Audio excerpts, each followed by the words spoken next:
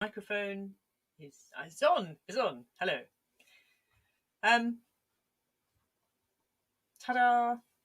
I'm gonna sort of hang about a bit because I'm hoping that some other people join. Not that the person watching is not enough, but more would be nice. And last week, because we're doing a complicated thing where we're broadcasting on my page, on my profile, and also on my page, but through a thing, and it's very complicated. So last week, the video on my official page didn't start. It started halfway through, so I just said something like, "I haven't got any men," and it made no sense whatsoever.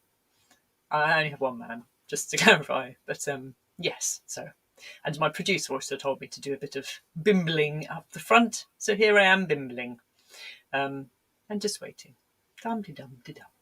I knew this bit would be awkward. I don't know why. Is it awkward? I'm just talking to myself. And although I've got a new camera set up, which you can't see, but you can probably tell because I'm nearer. And so I'm looking into the eyes of a camera. It's got googly eyes on. But I am still consciously trying to look past the camera and look at myself on the monitor. And I'm probably looking a bit cross-eyed because it's quite near. Maybe I don't need glasses. I don't know. Maybe no one else is going to join us and it's just going to be me talking to myself. Dum dum dum dum dum. It's quite cold, isn't it? It's not cold in here actually. Although this is my office, and I have the worst office in the house. I don't even have a door. I have curtains like that. As soon as you shut the curtains, it's absolute boiling. I'm not alone, says my husband. Not that you can tell because the comment. There we are. I am not alone. It is true. I'm in a house with 3 people. I'm one of them. And none of us are in the same room. We're all looking at computer screens because that is the modern way. But hey. Well, perhaps no one else is going to join. They're all going to watch it later. The hundreds of people will watch it later. So I will maybe start telling you what I was going to tell you. So what did I want to share? Oh, yes. She pretends that she hasn't got some notes written over there. I wanted to talk about superheroes. So I was talking to my husband and I said, why is Batman called Batman? And it's because he's facing his fears. So he's called himself Batman. So if I was facing my fears, what would I be called? And I probably would be called Phone Woman, which doesn't really sound like a great, I'm Phone Woman. I suppose Phone Woman wouldn't have that voice. She'd probably be mute. She would text, I'm Phone Woman. Or I could be, I am small social gatherings woman, because I also don't like that. That's a fear of mine. I could be Spider Woman, but that seemed a bit too boring. So Phone Woman, I think, is the answer. Zoom Woman could be a thing, but I'm not too bad at those. Anyway, that was that musing. Oh yes, another thing. I went away for the weekend with some lovely friends of mine. I was going to say old then, and we are old, but I've known them a long time. Is the point? And they were going to stay here in my house, but I have this manic dog who kind of attacks people. And so we thought maybe that wouldn't be a good idea. So I went on Airbnb and I found a really cheap place in Canterbury. £80 for up to 8 rooms, which seemed a bit. So anyway, I booked it, and it turns out it's one of the colleges at the University of Kent, and it's basically halls of residence. So we thought that would be funny, and it was very funny. It's one way to make yourself feel incredibly old is to stay in student halls of residence when you're nearly 50. One of us was 50. Anyway, we stayed there. It's very cheap, and we had a lovely time. And then we came back about 11:30. In fact, we were the last people in the pub. They asked us if we could leave, and it wasn't even that late, but we felt good for that. Anyway, we got back, and we were having a cup of tea, and the fire alarm went off, of course. So we were like, oh, and it was so loud. So we thought, well, we're, go outside. We've been told where the muster point is. So we went and mustered. And it kept going on. And eventually this bloke comes from the Porter's Lodge. He's a very nice chap. And he says, oh, sorry about this.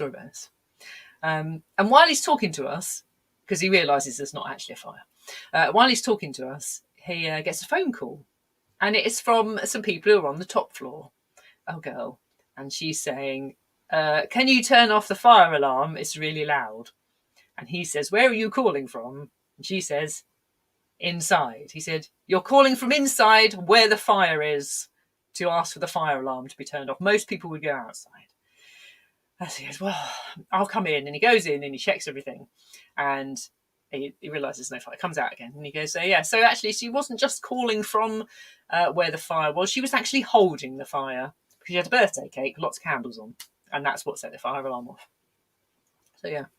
And so he went back to his porter's lodge. We were still waiting outside. He said, I'll go back. I'll turn it off. And he goes back. It turns off briefly. We go to step in. And it goes off again. And this happens a few times. He comes back again, goes in. We see him going up.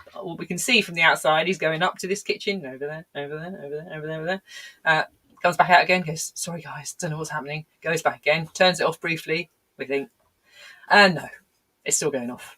And in the end, it turned out that they had set not only had they set the fire alarm with candles, they had also pressed the fire alarm button, to make it go off. To call firemen and women, obviously, fire people. Is that what we call them? I don't know. Firefighters, that's it. Anyway, no firefighters came, thankfully, because that's about £4,000. But he came and he managed to turn it all off and everything. And we concluded that probably they had set the fire alarm off with the candles on the cake. I'm holding cake. You can't see that again. Candles on the cake. And then they had thought, I know, if we press that button, it will stop the fire alarm. Not very clever. So that was the weekend away. What else to tell you? Oh, yes. I wanted to tell you about a funny thing that happened this week, which I'm still amused about. So I was in the kitchen and I thought, I'm going to have a biscuit. But I don't want to share my biscuits. So I'm also going to have a bath. So I thought I will sneakily have a biscuit in the bath. I just have one though, because I thought they might melt because they were chocolate. So I thought I'll have a biscuit in the bath. I won't tell anyone, then I don't have to share them. So I've got I like to take a little tray with tea and a glass of Vimto and a biscuit. And I get that all ready. And then I pop into the living room to let my family know what I'm doing. And instead of saying, I'm having a bath, I say, I'm having a biscuit, which obviously ruined the whole thing. But luckily no one wanted any, so it was okay. So I just can't lie. I am incapable of lying. Oh, how old was the person who was the fire alarm person? Actually, when in the morning we saw them, they didn't look very old. So, yeah, not bright either, clearly. I mean, yeah. Because we thought maybe they could have set the fire alarm off by accident, but it was right near the door, and there was no way you could accidentally elbow it or something. Anyway, they wouldn't have been able to reach because they were really short. Yeah, I mean it wasn't like the fire alarms out there, because that would be dangerous. But what? Yeah, idiots is what I'm saying. So yes, but I can't lie. So I'm having a biscuit is what I now say every time I have a bath, because it's still amusing me greatly. And connected to that, I didn't need to say that then. Probably. Anyway, I wanted to say about, so often, you might not know this if you're not a comedian, but male comedians in particular like to post on Facebook about their gigs. And they like to post, oh, great gig last night, completely smashed it. It's always violent, smashed it. And I would like to be able to say the same, but I'm a very literal person and not given to violence. So what I've done is I've bought something that means I can at least be crushing it. Literally. I bought a can crusher. Yeah. It has nothing to do with comedy. Just wanted to say that. It's the most brilliant thing. Well, I bought two. In fact, I bought two can crushers, which is a bit excessive. I bought one that you can stand on. Like, but now I've also bought one that we can fix to the wall and crush cans like that. It's just great. I'm now thinking of is he called Stu Francis? I can crush a grape. What's the programme was that? Can't remember. Anyway, that's the daftness I wanted to share this week. And perhaps I'll go and have a biscuit now. But what do I mean? Yeah. Oh, yes. I must remember to remind you that I have an actual gig in real life in Folkestone. Oops, smash. Next Saturday, not this one, but the one afterwards, in that lovely cafe up there, which I'm pointing the wrong way. That cafe.